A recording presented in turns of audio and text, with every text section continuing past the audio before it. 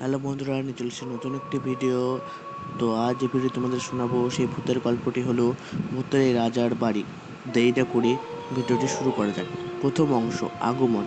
একটা সময়ের কথা, বাংলার এক প্রত্যন্ত অঞ্চলে একটি প্রাচীন রাজবাড়ি ছিল।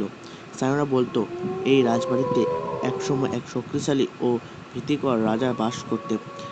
তারা মৃত্যুর পর রাজবাড়িটি পরিত্যক্ত হয়ে যায়। তবে মানুষের বিশ্বাস করত রাজা এখনও তার রাজবাড়িটি ঘুরে বেড়াচ্ছেন। দ্বিতীয় অংশ, রহস্যময় ঘটনাবলী। স্থানীয়দের মধ্যে কেউ কেউ দাবি করত যে তারা রাতে রাজবাড়ির কাছে দিয়ে গেলে অদ্ভুত শব্দ শুনতে পেত, কখনো চিৎকার, কখনো হাসির শব্দ। এমনকি কারো কারো মতে তারা অদ্ভুত ছায়া দেখেছে জানলার ধারে। এইসব কারণে রাতের বেলায় কেউ রাজবাড়ির আশেপাশে যাওয়ার সাহস পেত না। তৃতীয় অংশ, তদন্ত।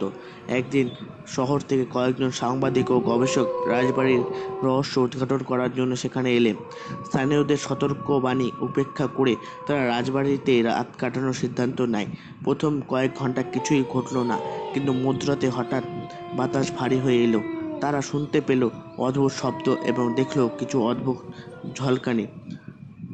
মুখোমুখি সাংবাদিক ও গবেষকরা সাহস করে রাজবাড়ির ভিতরে ঢুকে পড়লেন।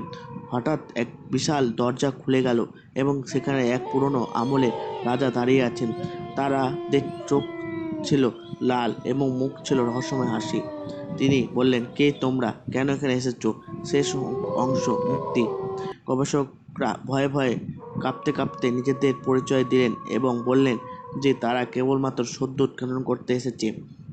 রাজা তাদের দিকে তাকিয়ে বললেন, আমার রাজ্য এবং আমার নাম ইতিহাসের পাতায় লুপ্ত হয়েছে। আমি চাই আমার সম্পর্কে জানুক।